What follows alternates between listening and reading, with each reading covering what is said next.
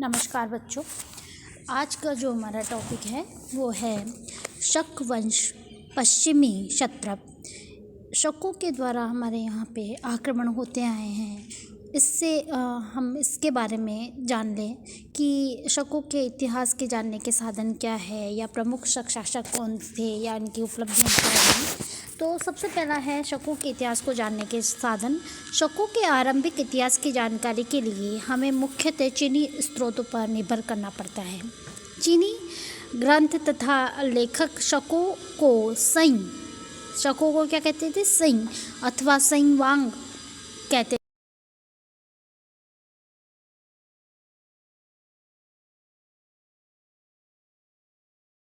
होता है। और शकों के प्रमुख लेख थे। इसमें जो सबसे प्रथम जो शासक है वो है रुद्रदामन प्रथम। इसका जो है वो है राजवुल का मथुरा सिंह शीर्ष स्तंभ लेख, सोडास का मथुरा दान पत्र लेख, नहपान कालीन नासिक के गुहालेख, नहपाल कालीन जुनार का गुहालेख, उषा वदात के नासिक गुहालेख, रुद्रदामन का अंधो कच्छ की खाड़ी का लेख, रुद्रदामन का गिरनाक का लेख और इत्यादि हैं। सातवाहन राजाओं के लेखकों से शक शासकों के साथ उनके संबंधों का ज्ञान होता है। लेखों के अतिरिक्त पश्चिमी तथा उत्तर पश्चिमी भारत के बड़े भाग से शक राजाओं के बहुसंख्यक सिक्के प्राप्त हुए हैं। कनिष्क के लेखों से पता चलता है कि कुछ शक क्षत्रप तथा महाक्षत्रप उसके अधीनता में देश के कुछ भागों में शासन करते थे। भारतीय साहित्य में शकों का यंत्र तंत्र उल्लेख प्राप्त होता है। रामायण तथा महाभारत में यवन पहलव आदि विदेशी जातियों के साथ शकों का उल्लेख हुआ है।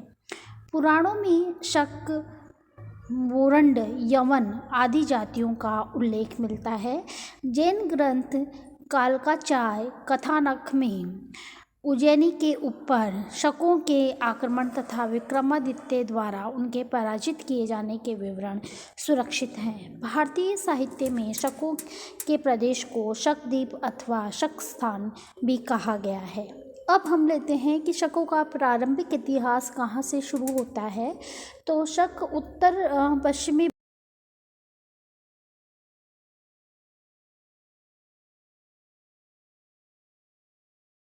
शक जाति ने आधिपत्य स्थापित किया। शक वंश के उद्भव एवं इतिहास पर विवाद है। ऐसा माना जाता है कि ईसा पूर्व की दूसरी शताब्दी में टॉक्सोयान का उत्तरी भूभाग शकों का निवास स्थान था। ईसा पूर्व दूसरी शताब्दी के अंत में बक्ट्रिया पर शक जाति ने अधिकार कर लिया था।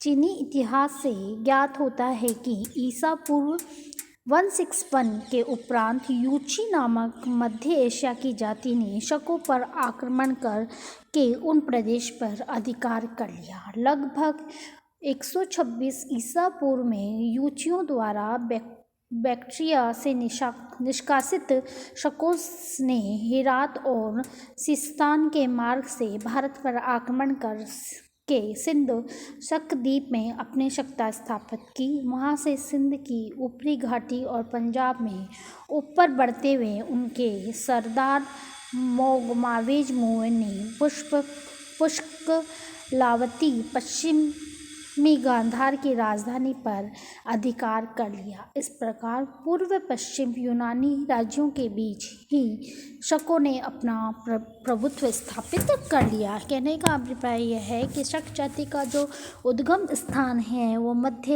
एशिया के स्थान पर किसी ने उत्तर से माना है, किसी ने पूर्व पश्चिम से शकों के यूनानी राज्यों के बीच ही शकों ने अपना प्रभुत्व स्थापित कर लिया था। अब आता है कि यूनानियों ने बक्ट्रिया से हिंदू कुश के आसपास तथा काबुल घाटी में राज्य स्थापित किया था। वहीं से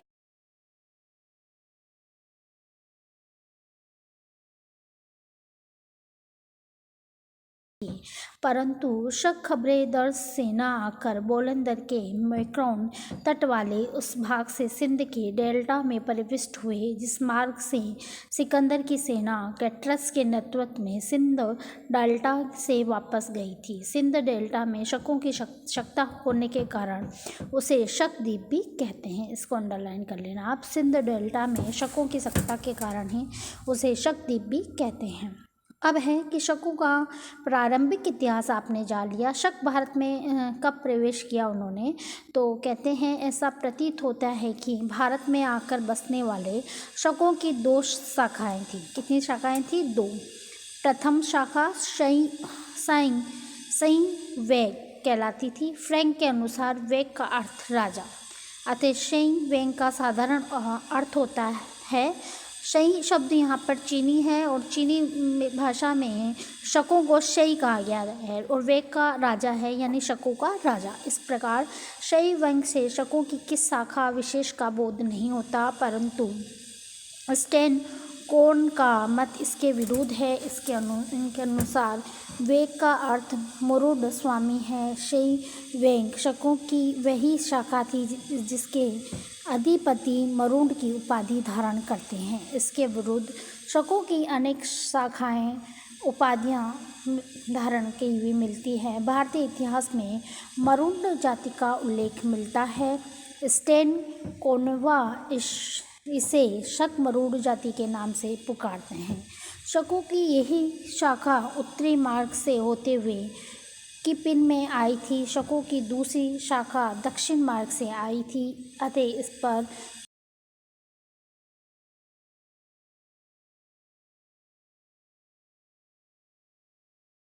कठिन है, लेकिन इसको आप अगर डिवाइडेशन से पढ़ेंगे तो कोई कठिन नहीं लगेगा। पहला कि इतिहास के जानने के साधन क्या है, फिर शकों का प्रारंभिक स्थान क्या है और शकों का भारत में प्रवेश कैसे हुआ, कितनी इसकी शाखाएं थी। तो 2 शाखाएं हैं। प्रथम शाखा शई वेग यानी शकों का राजा, और किसी विशेष शाखा का इसमें बोध नहीं होता, परंतु वेग का अर्थ यहाँ पर मरुड यानी स्वामी से लिया गया है।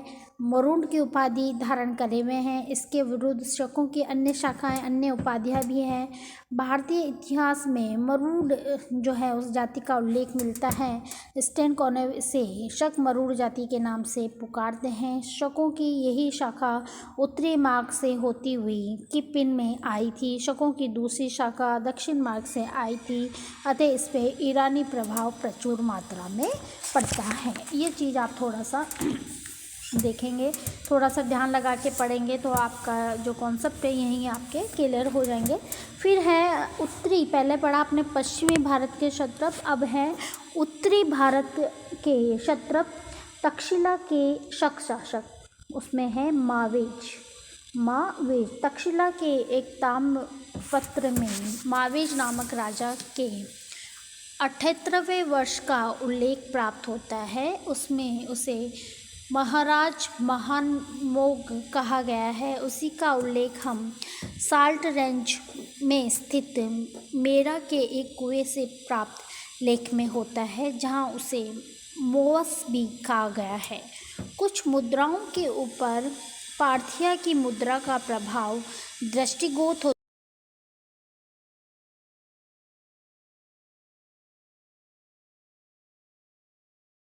शाखा का वंशज नहीं, वरन दक्षिण मार्ग में आने वाली ईरानी शक शाखा का वंशज था।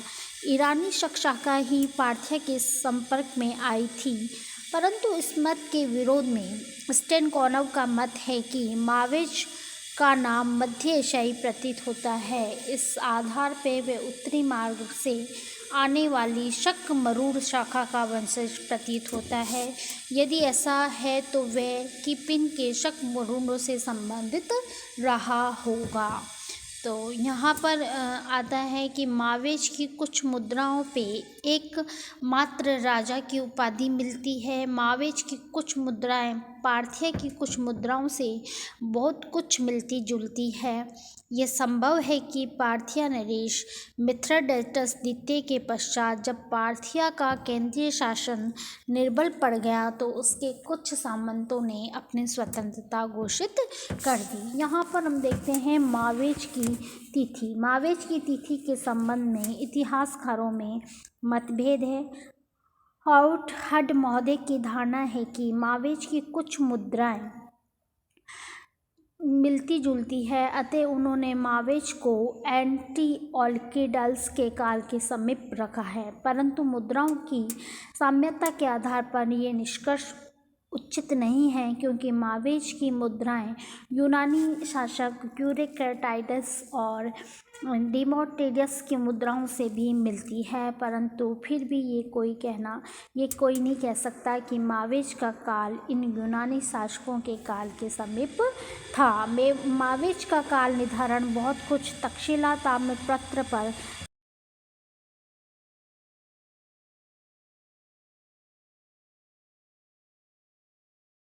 शासक था। क्षत्रप लिबाक कुशलक और उसके अधीन उसका पुत्र महादानपति पतिक दोनों महाराज मोक के अधीन थे। वे 78 ईस्वी में राज्य करता था।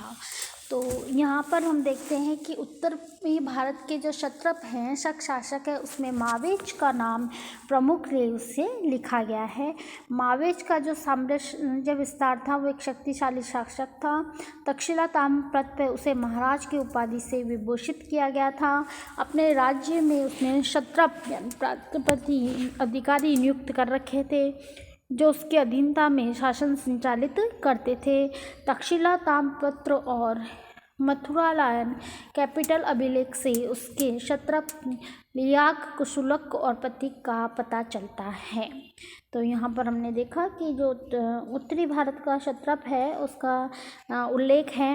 अब यहाँ पर मावेज के जो उत्तराधिकारी है, मुद्रा साक्षात्कारों ने मुद्राओं के प्रमाणों के आधार पर यह सिद्ध किया कि मऊ के बाद उसका उत्तराधिकारी अथा अजीज था। इस शासक का नाम हम दक्षिणी अफगानिस्तान के शासक स्पेलिरश के साथ उपराजा के रूप में प्राप्त होता है। एजिस को उसके एक अधीनस्थ सामंत एजिलिसिस ने राज सिंहासन से हटा दिया और स्वयं शकों के भारतीय राज्य का शासक बन बैठा। इसने लगभग 12 वर्ष तक शासन किया। इसके बाद एजेस द्वितीय शासक बढ़ा। इसने लगभग 43 ईस्वी तक शासन किया। इसके बाद पार्थियन शासक फायोटस ने तक्षशिला पर अधिकार कर लिया, जिसे हटाकर बाद में कुषाणों के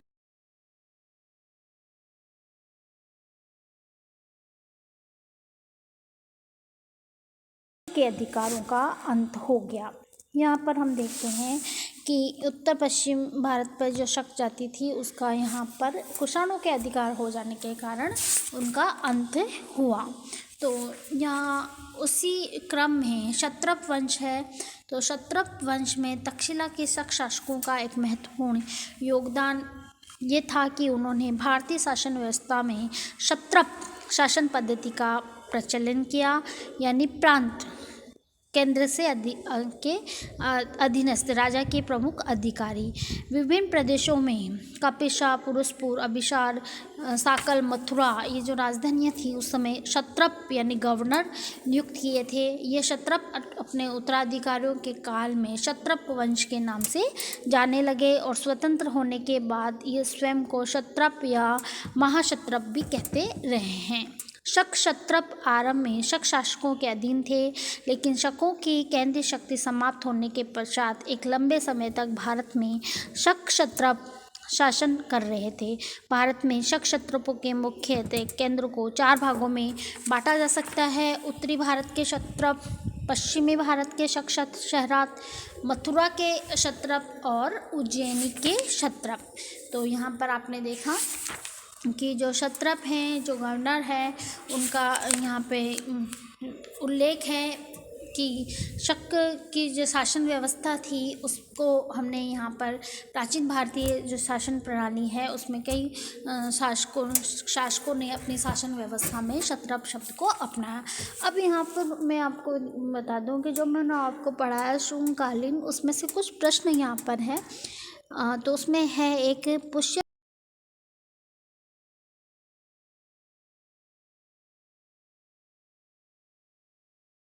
कौन था, अगिनमित्र, यक्षसेन, माधवसेन या फिर वीरसेन। दूसरा प्रश्न है पुष्यमित्र शुंग के राज्य स्थान में कौन सा क्षेत्र सम्मिलित नहीं था, मगध, कौशल, विदिशा या तमिल क्षेत्र।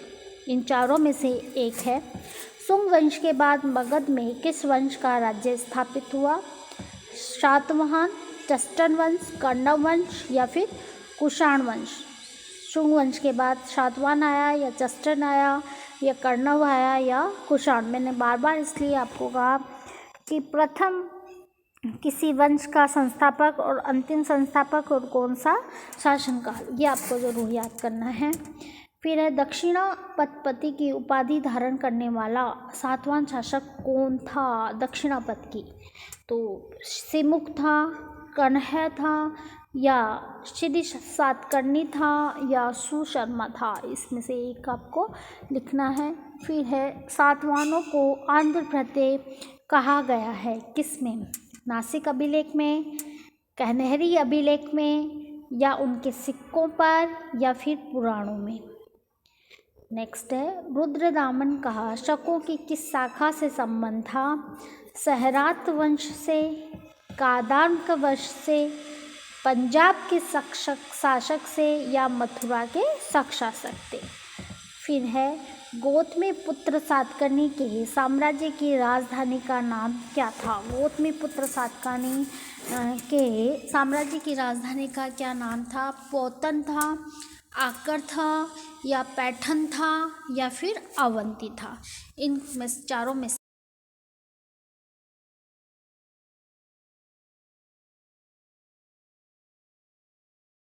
है उनको बांट के, जैसे ऐतिहासिक सामग्री हैं, उस वंश के जो प्रमुख संस्थापक है उसका जीवनी है, साम्राज्यवादी विस्तार नीति है, उस काल के महत्वपूर्ण युद्ध है, इनको आप अलग से लिखेंगे ताकि आपको जल्दी याद हो जाए। धन्यवाद।